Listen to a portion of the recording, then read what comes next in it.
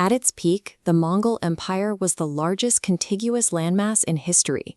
It toppled established superpowers from China to Europe, governed by a logic that few outsiders understood.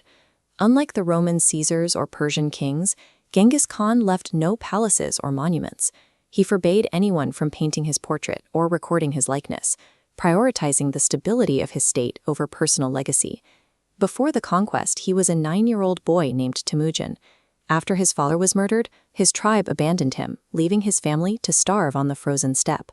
This discarded child, betrayed by his own blood, eventually engineered a system that overcame the world's most advanced civilizations. Following the abandonment, Temujin's family was left with nothing. His mother, Hwalin, kept her children alive by digging for roots along riverbanks to feed her brood through the winter. Rival tribes soon hunted him. Captured and enslaved, Temujin was forced into a heavy wooden yoke. He escaped, but the experience proved that on the steppe, life was predatory. Within his own family, his older half-brother Bektur used traditional hierarchy to bully the younger boys. Bektur regularly seized the fish and birds Temujin caught, asserting a dominance that threatened Temujin's survival. Temujin realized tradition would not protect him. He and his brother Kasar ambushed Bektur, executing their older brother with arrows to remove the threat. These early years broke Temujin's faith in traditional bloodlines. He learned that survival required pragmatism and the willingness to eliminate bad actors, regardless of kinship.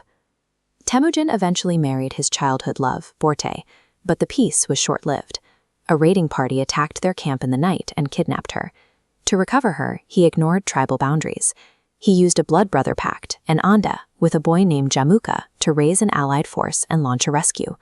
When he found Borte, she was pregnant. Temujin disregarded the social stigmas of his era, claimed the child as his own, and defended his son Jochi against his own family for the rest of his life.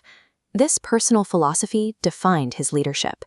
He promoted commoners, outcasts, and former enemies based strictly on their skills and loyalty, ignoring the lineage that usually dictated power on the steppe.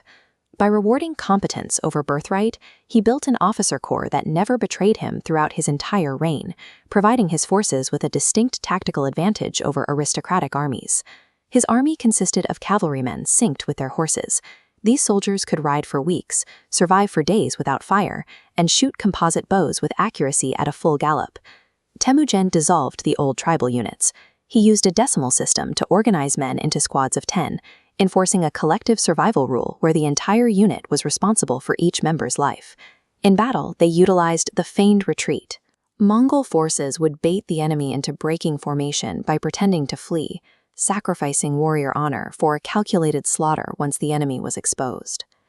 Facing walled cities for the first time, his army adopted foreign technology.